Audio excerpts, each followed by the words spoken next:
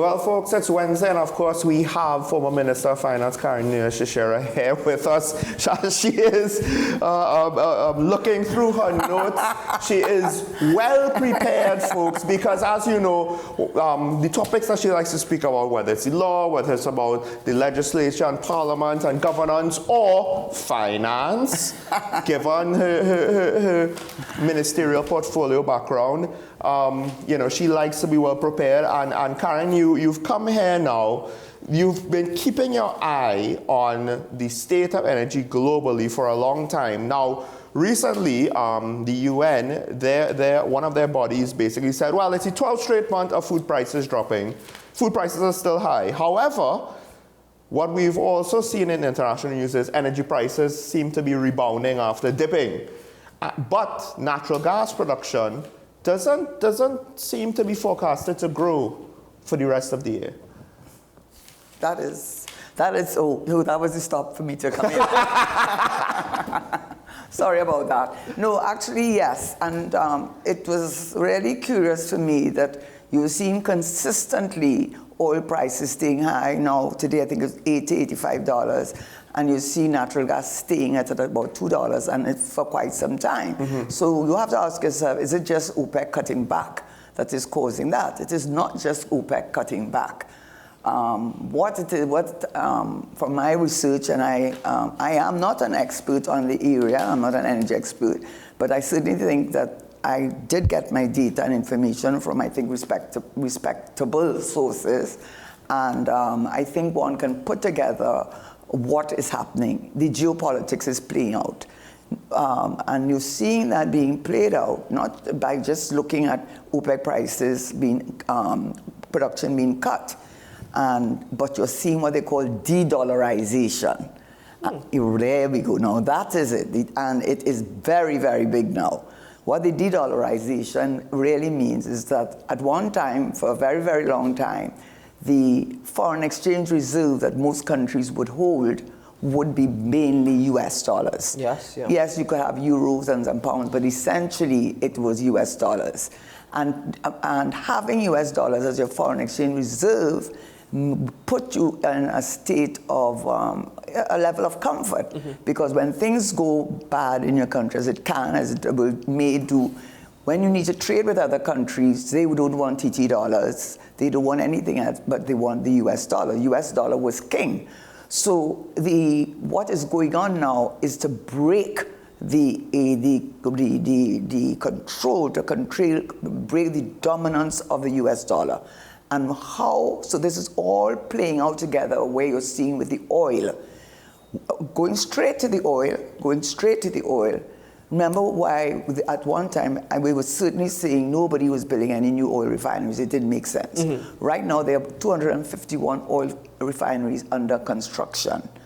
Iran, Iraq, Kenya, I had a whole list, China, a number of countries are building oil refineries. So that is telling you that it's billions of dollars and years before it is completed. That tells you that they intend to have the dominance of oil. And why the dominance of oil?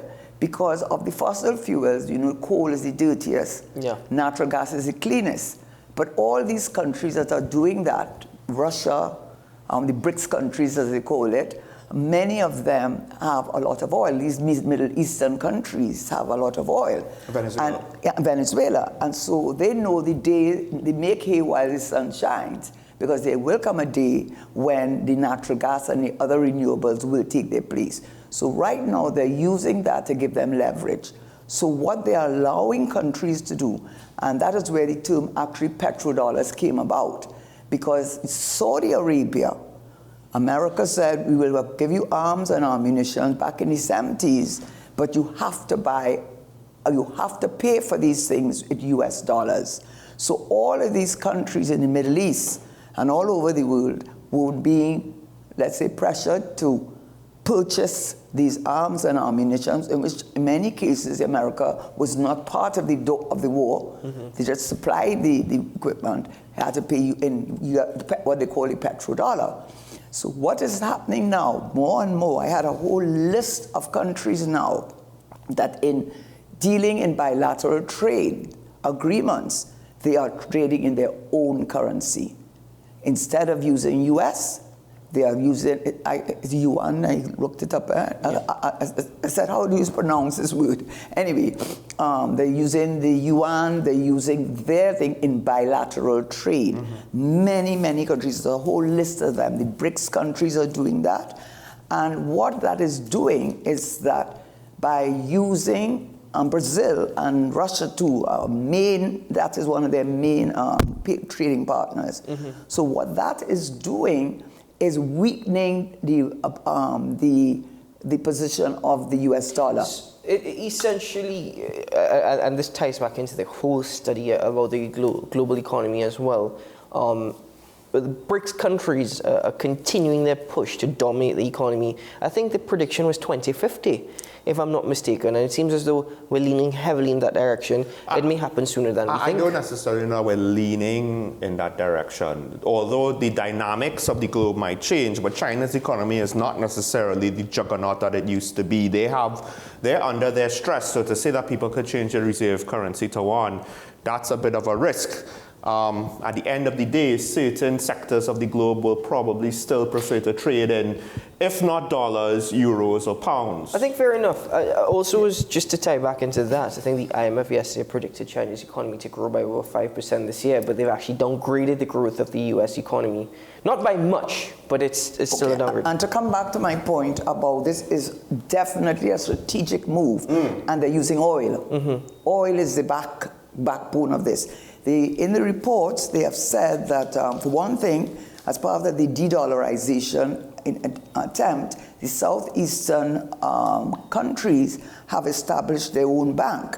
And that bank is like a World Bank or IMF. So instead of these countries having to run to IMF and World Bank, they are going to provide these support from their own countries. That is to break the dominance of the United States. And they're saying, now why? You're diversifying your risk, you're strengthening your national currency, and you're reducing your vulnerability to the US embargoes.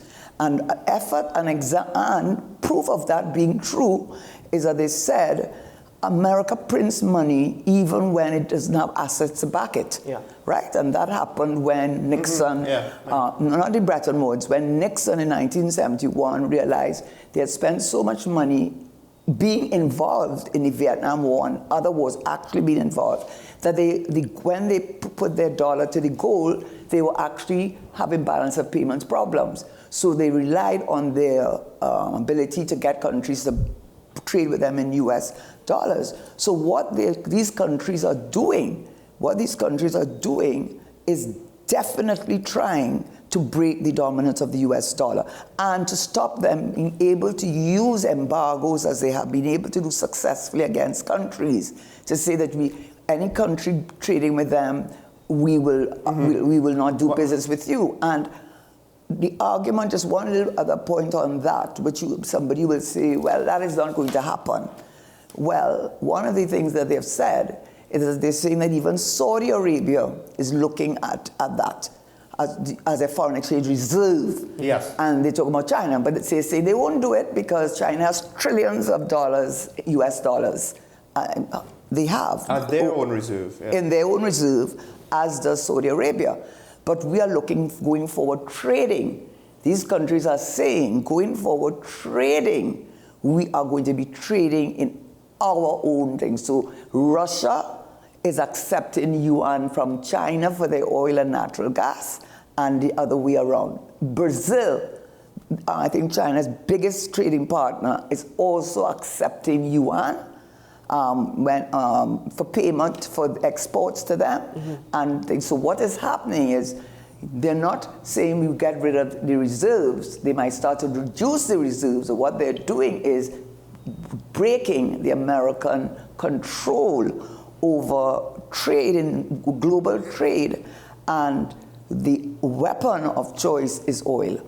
So oil prices are not going to be going down in a hurry. What does that mean for us? It means price of our gas or fuel might go up, right? Because the gas subsidy has a limit. It's certainly not going to go down. The natural gas prices might rise due to production not growing. So that might help us potentially, maybe slightly, maybe not. It might not matter much. So that's the thing. I led off basically saying that, look, food prices, well, we got signs that they're decreasing still, but they're still high. But this might force the economic situation of the world. We're going to get caught in the fallout, right? The unintended consequences, all the other countries who aren't part of these power games that have to deal with, you know, distribution and trade prices fluctuating and Can I just ask you? Crude oil price. No, well, I just wanted to ask you very quickly, in the context of Trinidad and Tobago, when we're not a major player in the global oil market, no. But what does this mean as well in terms of us trading, you know, with China, with Russia, you know, with possibly Brazil? What does that mean for us in terms of our reserves? Well, I think what we're going to do is a wait and see. Because I think you have to wait, because it has not reached the point where you can say that the US dollar has been replaced as the globe dominant. But what you are seeing, definitely a move, and there are so many countries entering, and big countries, important countries being involved. So a lot of them are playing the wait and see. So, I mean, all foreign exchange reserves do carry not only the US currency, yeah? They put a little bit of euros, a little bit of pounds, a little bit of something. But what you may start to see, but we have to wait and see. But with the oil, which is why I'm even saying that we are already in trouble, because even though oil prices have gone up significantly, you would think, well, we should be doing real well if we had a refinery. Yeah. If we had a refinery, because it's 215 refineries they're building. According to the figures, total exports have gone down by 19,661 barrels per day, down by 2 million compared to 2021. Production fell, they said the drop is about 1,400 barrels per day, the production level, which was 59,850 last year. You know. So what it is saying is that we just don't have enough oil. But guess what? We don't produce enough oil for it to be a major player for us, even though prices are $80. But guess what we're having to do? What Paris is doing? Import. And what are they importing at? The new oil prices. Yeah, basically, right? yes. And you had the report from Newman George saying that the subsidies from Unipet and National Petroleum, over 500 million, in all it kept 875 million. He was saying that the creditors not wanting to give them, to extend beyond the credit period. And he says it has implication for Heritage, because Heritage, one of the things deals is that Paria must pay within the 3-month period. And so they are under stress because, and they cannot provide for some of the Caribbean countries because they're not can't pay for the oil. We also have to ask what this means for TNTech. But folks, we have to take a break. Right, I will tell you about when that. we come back, we'll probably continue this conversation here on Talking Points with Ketan and Sean.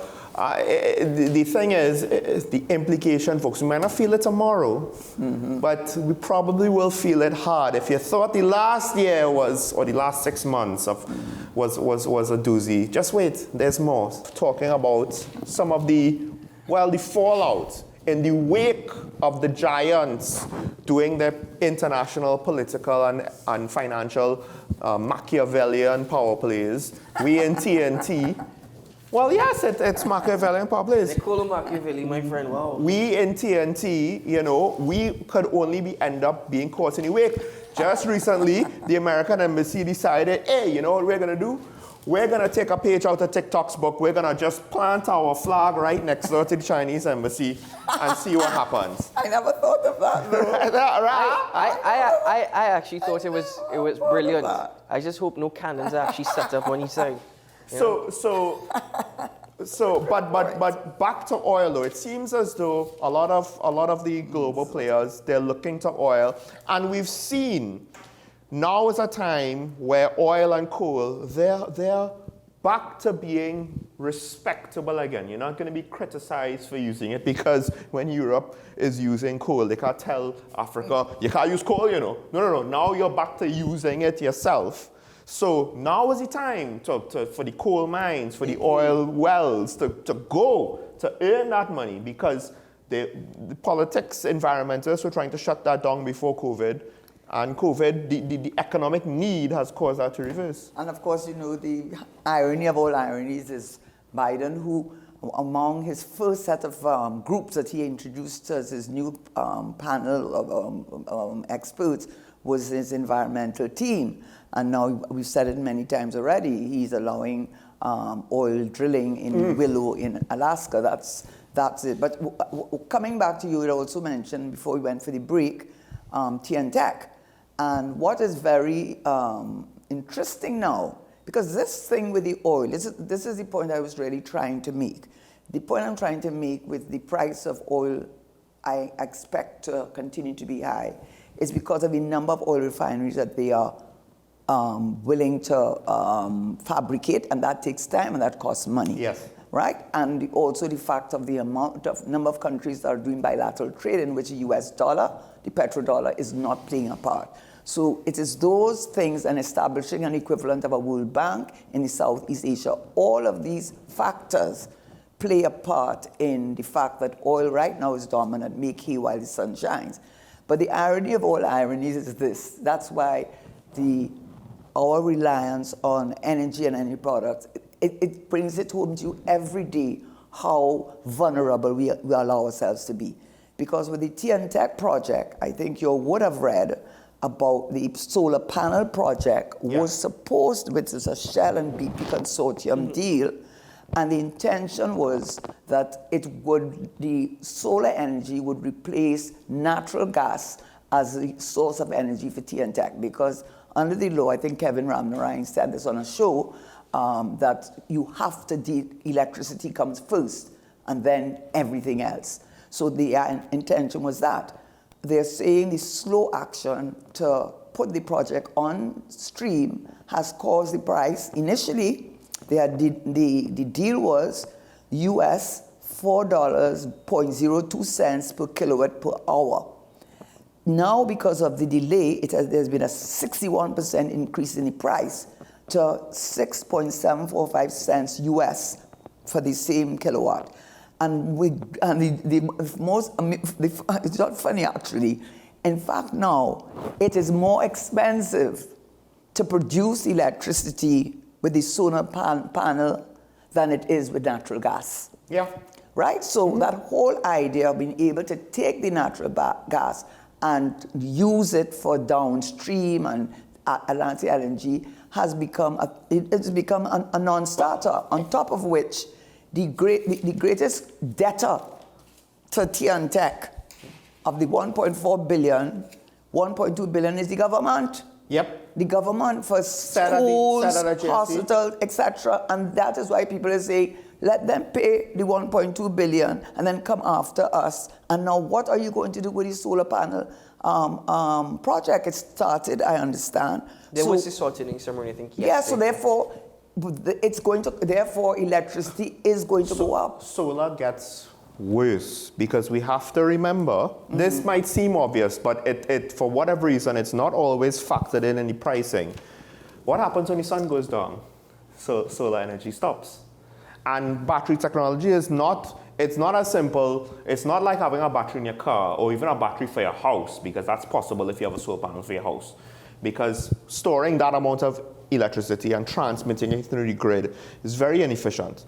So when the sun goes down, what we will mostly have to do is go back to the natural gas energy producers during night. Imagine there was a... So we're going to have to keep the natural gas is all of it is contracted. Right, but the thing is, we have to keep the capacity for the whole country for nighttime generation. So the overheads that we're going to face for energy production are going to increase. Can I tell you what the natural gas production has fallen from? Not natural gas production. What I mean to say, the power plants that use natural gas, it's not as though we could shut down some, because when nighttime comes and everybody switches on their light switch at about 7 o'clock, the capacity that we need for the entire country at 7 p.m. production for electricity is going to have to be maintained. So our overheads for electricity generation is going to be even higher because we have to pay the overheads off of the solar park, but come 7 p.m., the solar park not going to be generating a single kilowatt of energy. Okay, what are you saying, Ketan? No, I was just saying, imagine the jump from US 11 million a year to just about US 18 million a year, 61% increase, which adds up to $1 billion over the 20-year period, right? And that is the scary thing for me. Initially, when the project was due to commence, we were going to pay, I think you just mentioned it. Yes, I got the figures. It was $4. Yeah, US $4. Yeah. And then it went up to cents. Yes. 4 cents per And then kilowatt hour. $4.02. And then it went up to US 6.745 per kilowatt. Cents. Yeah. So imagine that. Imagine that. And why? And what is the reason they gave you? They just said that. Is the government, the granting of the license. 3 years. The granting of the license. You have to ask yourself. This is the politician in me, Sean. Yeah. The politician in me says to me, why did it take the government 3 years to grant them the license to produce it? Take it from a flip side. So could it be that there were other persons who were interested and they were stalling? Because why wait from 2018? Yes, you could do what you want and thing, but be a little, take the Pollyanna. No. Stop being Pollyanna for a moment. I agree with you, but you could also ask it from a flip side. If you say we have this project and this is the economics of it, and then you allow the price to increase on you by what, over 60%? Why? Why did it increase? How could you continue with the project? That's what I would like to know. No. What is it? I'll tell you why they have to continue. And the thing is, you have to ask yourself, they gave you the reason why. The granting of the license from the government took 3 years. Well, the deals already inked. The deals were there, the license wasn't there. It was the license from the government. So the next thing is, could it be? So why would the government take 3 years to grant them the licenses? BP and Shell you're dealing with. And by the way, you don't want to get on the bad side of BP and Shell right now. I know, right? That is what happened. I know, right? That is what happened. Yeah, we had to take the increase. We had to take the increase. No. It's not just take the increase. In my respect, when I don't have any proof of it, but whatever was stalling the project, right? They couldn't match the power of BP Shell. So whoever was stalling the project and wanted the project, because you know there are Trinidadians who have set up solar plants in Barbados. You know that. Right. You know there are solar plants in Barbados. Barbados have been doing solar for a long time, but there are plants producing electricity. So my view is there was some interest in this country that was preventing the granting of the license and stalling. They couldn't win out against BP and Shell. So here's the next question. I agree with you. I thought the RIC. Yes, I never said I didn't. I was just bringing different perspectives that lead to these similar conclusions. The RIC, I also thought that, they're trying to make up for the government. Stop laughing. Sorry. That the government was trying to, TNTech was trying to make up for the government's bill, right? But now I'm wondering if the rate increase for TNTech is they're looking and they're saying, look at what happened to the solar price. Look at what's going on with oil and gas production. Look what's going with our natural gas production. Closing down the refinery. And by the way, I just want to tell you that the refinery, I always used to think it was producing refined oil, jet fuel, and that time, diesel. But from a person I met over the weekend, that their business was very big. They produce, from oil, not natural gas, from oil, plastics, all those bags in all these big supermarkets were made from the oil, offshoot of oil. If you see the number of products, bitumen, the number of products. So what you cannot understand, when I think it was Espinay was the chairman, they said restructure. And instead of restructuring, you closed down. Now you set up a company to fix the roads because the bitumen you were importing was of a lower quality than what Petrotrin was importing. Okay, we're almost out of time, but I have this question I want to pose to you. Is it that the RIC is looking towards the future and seeing the waves, and should we What I are mean, you saying? well, You- the you- volatility of the energy markets. You Are you saying the RICC, the volatility? The RIC in trouble because solar panel was supposed to be cheaper. Now the solar panel energy is more important, all of that. more expensive than natural gas. So however you cut it, the price is going up. I hope you understand that these consultations on the part of the RIC is just publicity, you know? Exactly. It's just the decisions have already been made. It's dictation. That's what it is. It's to go in Parliament, Madam consulted. Speaker. We want the country to know that we have conducted several things through the entire country. So this time only 2 people came to the consultation, right? Okay, and they had to bust in some of them. But also, if I understand you might not want to take on a member of the opposition. Exactly. Not that we did that. I understand that you might not want to take on a member of the opposition coming up to disagree with you. But I don't have confidence if I'm middle of the ground member of the public goes and says, I don't agree with this, that their voice or opinion will even be taken on. Like you said, we're just there to be informed of the decisions that's already pre-made. But then you just answered your own question. Well, I mean, that was more of a statement But than I a just question. wanted to say that they also looked at the natural gas production and it has decreased significantly. I was trying to find the actual figures. And the Prime Minister is the one saying it, you know. He's saying the person of all companies that helped them out is Shell. BP got so bad, and the rest of them is a little bit. Because in 2011, we had 4.1 trillion cubic feet per day. Now we're down to 2.1. And guess what? Those productions are not going to save us. And guess what? Dragonfield looked like Mr. Maduro looking at his NDAs and his ministers and looking at selling oil. That's what he's looking at, oil. He's looking at oil, and not on top of that, not only is Maduro looking around, have no time for us, but the Manatee Project, I asked Kevin Ramnarine, I said, but Kevin, if the Manatee Project comes on stream in the next few years, wouldn't that be enough production? He said, no, you need the Dragonfield. And to end what I am saying, in the report, they said that because the production of natural gas is so low in 2021, 2022, in spite of the very high prices that we experienced, it did not have the kind of impact because we're just not producing enough. There we go. Well, oil production is the lowest, as has been described in a generation.